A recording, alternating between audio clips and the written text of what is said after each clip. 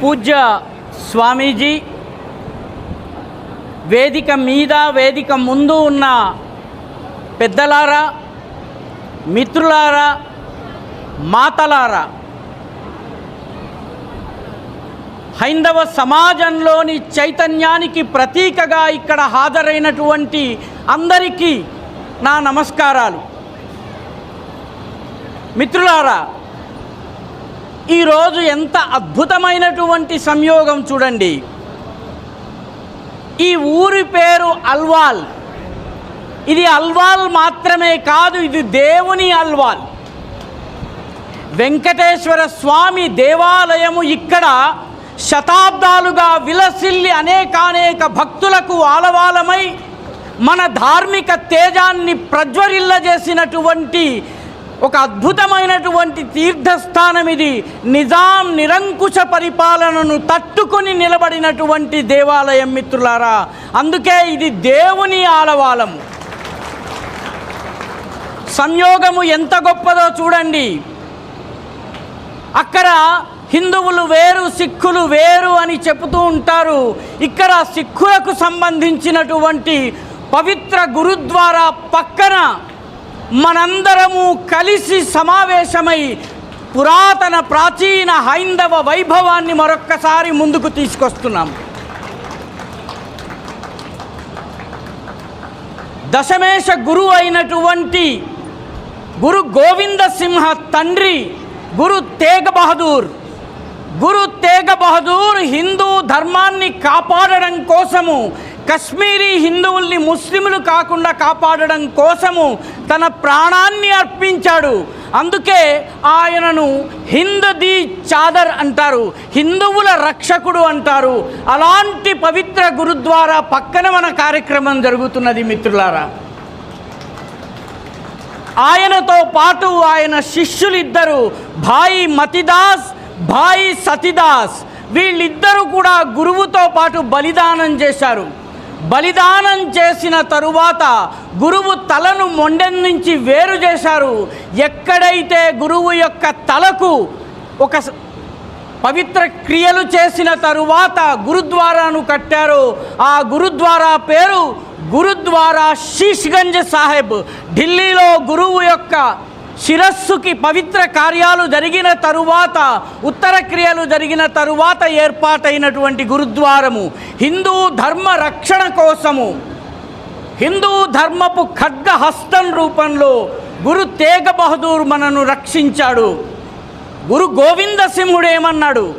గురు గోవింద సింహుడు అన్నాడు, దేహ శివా వర మోహి ఇహే శుభ కర్మన సే కబ్ నటరు నడరు అరిసో జబు జాయలడు నిశ్చయ కర అప్ని జీత్ కరు. గురు గోవిందుడు అన్నాడు, ఓ శివుడా, నాకు వరమివ్వు. ఏ వరం ఇవ్వాలంటే శుభకర్మనసే కభునటరు, మంచి పనులు చేయడంలో వెనకడుగు వేయకూడదు. నడరు అరిసో జబు జాయలడు, నేను నా శత్రువుతో పోరాడేందుకు, నా ధర్మపు శత్రువుతో పోరాడేందుకు వెళ్ళేటప్పుడు భయము నా హృదయంలో ఉండకుండుగాక. నడరు అరిసో జబు జాయలడు, కేవలము పోరాడటం కోసం కాదు, విజయం కోసము, విజయాన్ని సాధించేందుకోసము.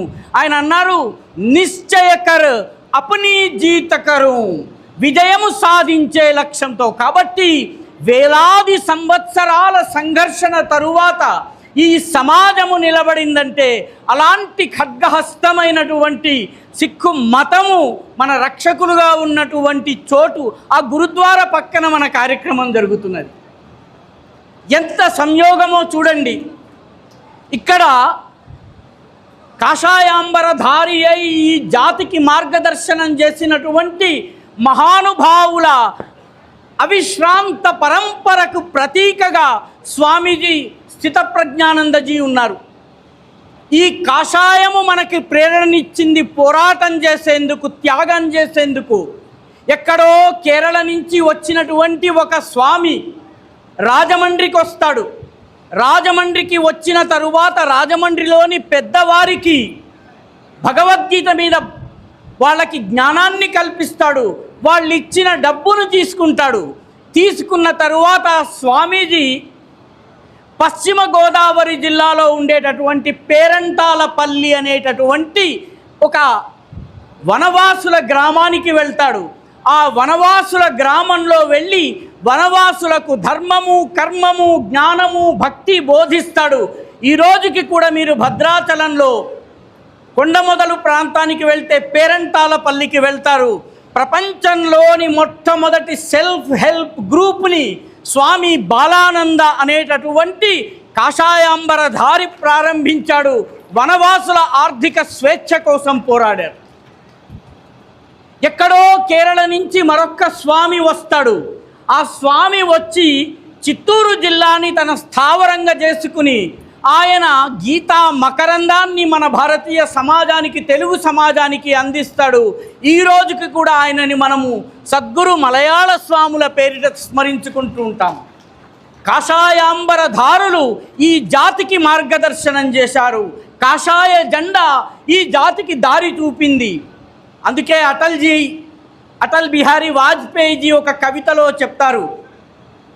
ఆ కవితలో ఆయన చెప్తారు ఏంటంటే, గగనమే లహర్తా భగవా హమారా, ఆకాశంలో రెపరెపలాడే ఈ కాషాయ ధ్వజం ఏదైతే ఉన్నదో ఆ కాషాయ ధ్వజము నాకు ప్రేరణనిస్తుంది.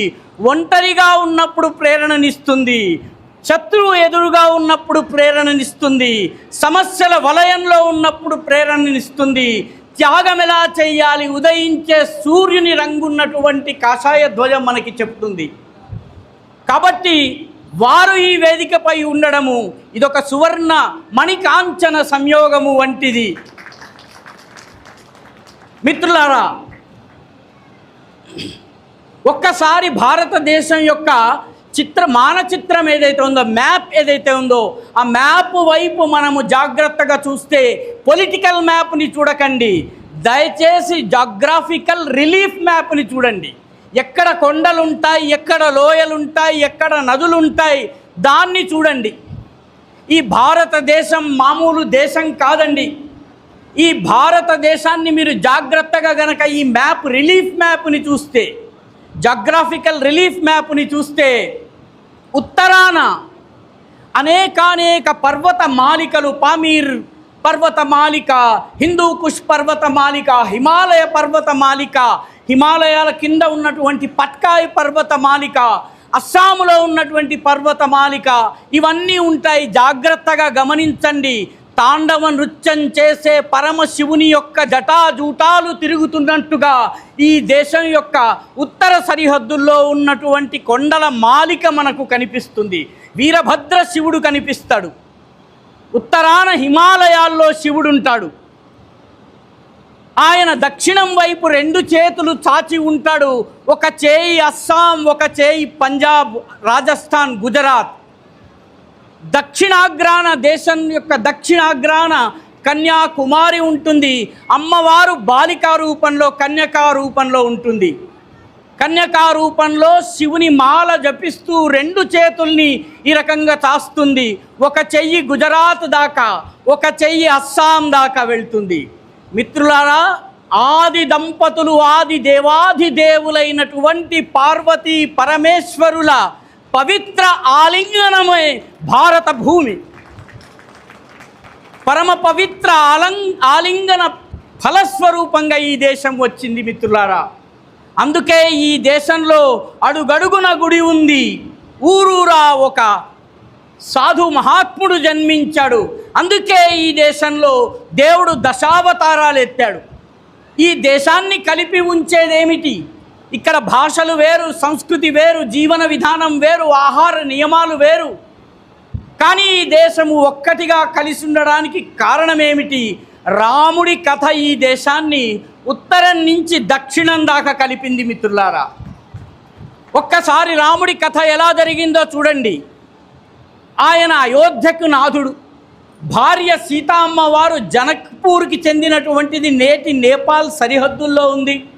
సీతామఢి ఆమె గ్రామము బీహార్లో ఉంది. అక్కడి నుంచి రాముడు వనవాసానికి బయలుదేరినప్పుడు ఆయన వచ్చినటువంటి మొట్టమొదట వచ్చింది నందిగ్రామ్. నందిగ్రాములో భరతుడు వచ్చి రాముని పాదాలకు నమస్కరించి, నువ్వు రాజ్యం చెయ్యి, లేకపోతే నీ పాదుకలు నాకివ్వు, నీ పాదుకా పట్టాభిషేకం చేసి నేను నీ దాసానుదాసుడుగా నేను పరిపాలన చేస్తానన్నాడు. ఆ తరువాత దక్షిణానికి వస్తే చిత్రకూట్, ఆ తరువాత దక్షిణానికి వస్తే దండకారణ్యము. ఇక్కడే ఖరదూషణాదుల్ని వధించారు, ఇక్కడే విశ్వామిత్రుడి యాగం నడిచింది. అక్కడ రాముడు భుజాలెత్తి ప్రతిజ్ఞ చేశాడు. తులసిదాస రామాయణంలో ఈ ప్రస్తావన వస్తుంది. విశ్వామిత్రుడితో రాముడు వెళ్తుంటే దండకారణ్యపు అడవిలో ఎముకల గుట్టలు కనిపిస్తాయి. అప్పుడు రాముడు విశ్వామిత్రుడిని అడుగుతాడు, తులసి రామాయణంలో వస్తుంది ఇది. ఈ ఎముకల గుట్టలు ఏమిటంటే ధర్మం కోసము మరణించినటువంటి మహాత్యాగులైనటువంటి మహాతపస్సుల యొక్క అస్థి కంకాళాలు ఇవి అని చెప్తాడు. అంతమంది ధర్మం కోసం మరణించాడా అని రాముడు ఆ క్షణాన భుజాలెత్తి ప్రతిజ్ఞ చేస్తాడు. తులసిదాస్ రామాయణంలో చెప్తారు, రామచరిత్ మానస్లో చెప్తారు, నిశచరహీన కరౌమహి, ఈ భూమిని నిశాచరహీనంగా చేస్తాను, రాక్షస విహీనంగా చేస్తాను. నిశచరహీన కరౌమహి భుజ ఉఠాయ ప్రణకీని, భుజాలెత్తి ప్రతిజ్ఞ చేస్తున్నాను. ఆ తరువాత దక్షిణానికి వస్తాడు, మన భద్రాచలానికి. అక్కడ సీతమ్మ వారు చీరలార వేసుకుంటుంది, ఆ రాళ్ళు ఇప్పటికీ ఉన్నాయి. అక్కడ పర్ణశాల ఉంది, పర్ణశాలలో సీతమ్మ వారిని రావణాసురుడు అపహరించుకుని వెళ్తాడు. అలా దక్షిణానికి కిష్కిందకు వస్తే హనుమంతుడు కలుస్తాడు. ఆ తరువాత దక్షిణాన శబరికి వస్తే, పంపానది తీరానికి వస్తే శబరి కనిపిస్తుంది. శబరి ఇచ్చినటువంటి ఎంగిలి పళ్ళను రాముడు తింటాడు. ఆ తరువాత హనుమంతుడు లంకకు వస్తాడు, సాగరాన్ని లంఘిస్తాడు. లంఘించిన తరువాత సీతమ్మ వారి జాడ కనుక్కుంటాడు. కనుక్కున్న తరువాత రాముడు రాజు, ఆయన పిలిస్తే రాజరాజులందరూ కూడా ఆయన వెంట వస్తారు. కానీ రాముడు కేవలము వానరులను వనవాసులను తన వెంట పెట్టుకుని లంకకు వెళ్ళి రావణాసురుణ్ణి వధించి సీతమ్మ వారిని విముక్తం చేసి తీసుకొస్తాడు. రామాయణ గాథ ఉత్తరం నుంచి భారతదేశాన్ని దక్షిణం వరకు సూదితో కుట్టినట్టుగా కుట్టింది. మహాభారతం ఈ దేశాన్ని పడమర నుంచి తూర్పుకు కలిపింది మిత్రులారా. పడమర నుంచి తూర్పుకి. కృష్ణుడు పుట్టింది మధురలో, రాజ్యం చేసింది మన పశ్చిమాగ్రాన ఉన్న సముద్రం దగ్గర ఉన్నటువంటి ద్వారకలో. ఆయన అక్కడి నుంచి బాల్య లీలలన్నీ చేసింది బృందావనంలో. ఆ తరువాత నరకాసురుణ్ణి వధించడం కోసం వెళ్ళింది ప్రాగ్జ్యోతిషపురం, నేటి గువాహటి. రుక్మిణిని వివాహం చేసుకోవడానికి ఆయన వెళ్ళింది నేడు అస్సాం అరుణాచల్ సరిహద్దులో ఉన్నటువంటి సదియా అనే ప్రాంతానికి.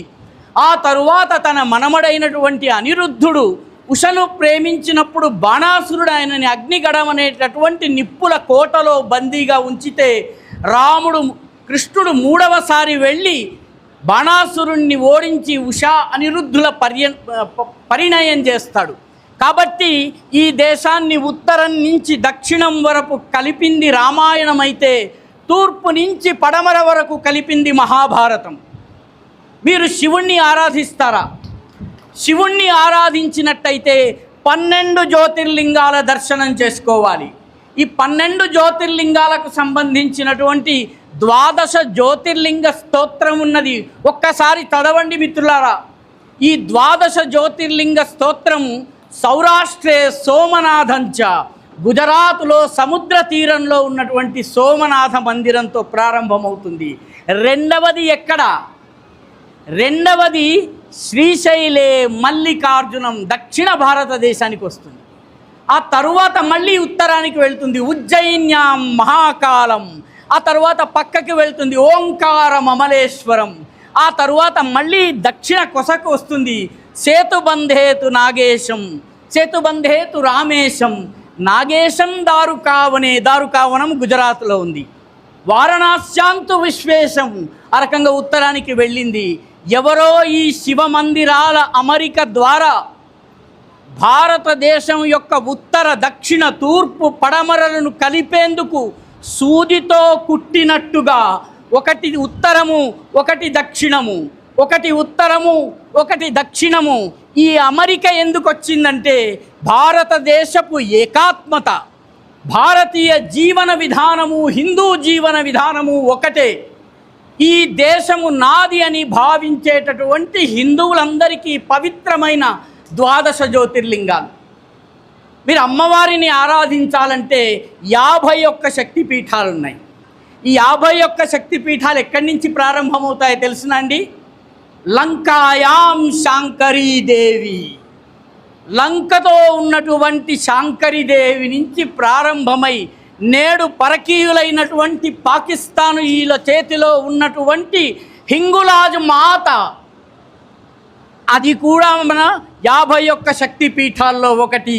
ఇక్కడ ఎవరైనా భావసార్ క్షత్రియులు కానీ ఉన్నట్లయితే, రంగ్రీజులు అని చెప్పేటటువంటి వాళ్ళు ఉన్నట్లయితే, వాళ్ళు గుజరాత్లో ఉన్నారు, మహారాష్ట్రలో ఉన్నారు, కర్ణాటకలో ఉన్నారు, ఆంధ్రప్రదేశ్లో ఉన్నారు, తెలంగాణలో ఉన్నారు.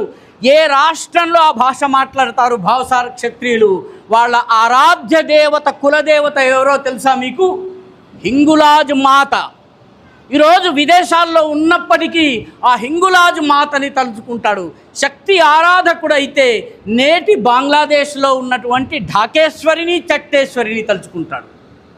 ఈ రకంగా 51 శక్తిపీఠాలు, 52 శక్తిపీఠాలు యావత్ భారత దర్శనం చేస్తాయి.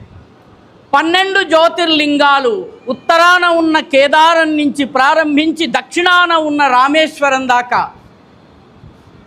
శంకర భగవత్పాదులు 4 మఠాల్ని స్థాపించాలన్నప్పుడు ఉత్తర, దక్షిణ, తూర్పు, పడమరల్లోనే ఎందుకు పెట్టుకున్నారు? ఒకటి బదరిలో, ఒకటి శృంగేరిలో, ఒకటి ద్వారకలో, ఒకటి పూరిలో ఎందుకు పెట్టారు? ఈ దేశపు ఏకాత్మత, ఈ దేశపు హైందవ జీవన విధానమే ఈ దేశపు ఏకాత్మతకి కారణం మిత్రులారా. కాబట్టి హైందవ జీవన విధానాన్ని పరిరక్షించుకోవడం అంటే భారతదేశాన్ని పరిరక్షించుకోవడం. Affection and love. కాబట్టి మిత్రులారా, శివుని కుటుంబము, ప్రతి హిందూ కుటుంబము శివుని కుటుంబంలాగా భార్యకి భర్తకి చిన్న గొడవ రాగానే విడాకులు, మనోవర్తి దాకా వెళ్లకుండా, చిన్నపాటి వైఫల్యం రాగానే హుస్సేన్ సాగర్లోనో అల్వాల్ చెరువులోనో పిల్లవాడు దూకకుండా ఉండాలన్నట్లయితే హైందవ జీవన విలువలు, హైందవ కుటుంబ విలువల్ని మనం కాపాడాలి మిత్రులారా. కాబట్టి వీటితో పాటు ఈ పౌర విధి నియమాలు ఏవైతే ఉన్నాయో పౌరులుగా మనం పాటించాలి. ఈ పంచ పరివర్తన, 5 పరివర్తనలు సమాజంలో తీసుకుని రావడమే ఈ హిందూ సమ్మేళనాల పరమ లక్ష్యం మిత్రులారా.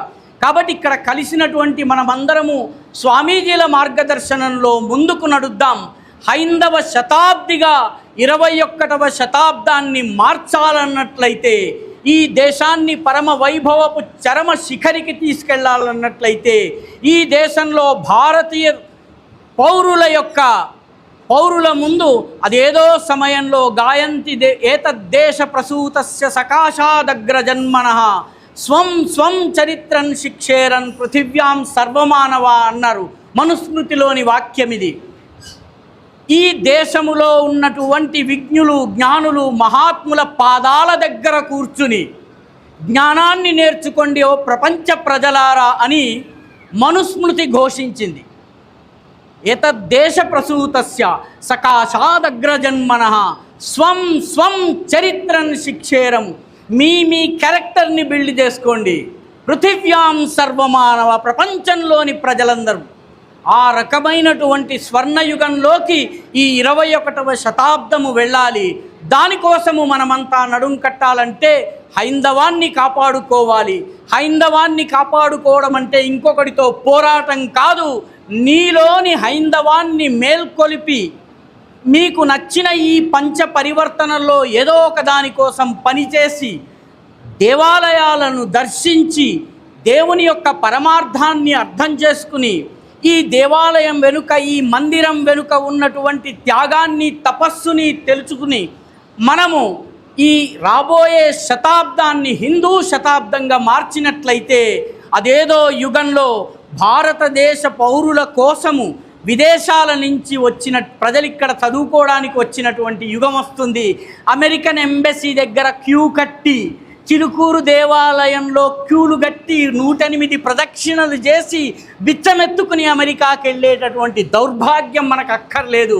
అమెరికా వాడు క్యూ గట్టి నా దేశానికి వచ్చి ఇదిగో నా పాస్పోర్ట్ నాకు అనుమతి ఇవ్వు అని అడిగేలాగా ఈ దేశాన్ని తీర్చిదిద్దేటటువంటి బాధ్యత, ఈ శతాబ్దాన్ని హిందూ శతాబ్దిగా చేసేటటువంటి బాధ్యత మనందరి పైన ఉంది. మిత్రులారా, స్వామీజీల మార్గదర్శనంలో ముందుకు కదులుదాం. అనేక ధన్యవాదాలు. భారత్ మాతాకి జై.